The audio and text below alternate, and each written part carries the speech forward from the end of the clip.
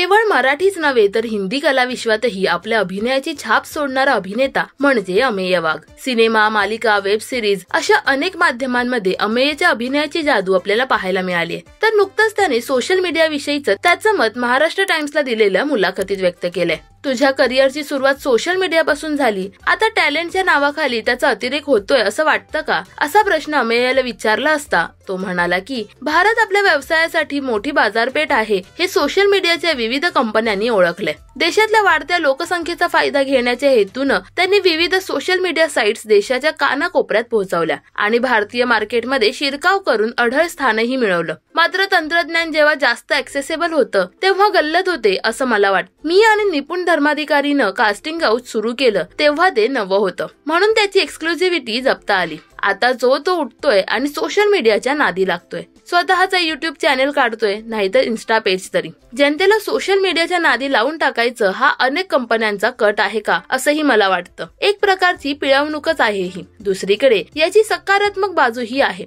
या माध्यमानं घरातच व्यवसाय उभा करून मोठा करण्याची नामी संधी दिलीय. अनेक प्रतिभावान चेहरेही यातून समोर येत आहेत असं मत अमेयने मांडलंय. अमेयच्या या मताविषयी तुम्हाला काय वाटतं हे आम्हाला कमेंट्स मध्ये नक्की सांगा. मराठी सिने विश्वातील बातम्या, अपडेट्स आणि गॉसिपसाठी सबस्क्राईब करा राजश्री मराठी.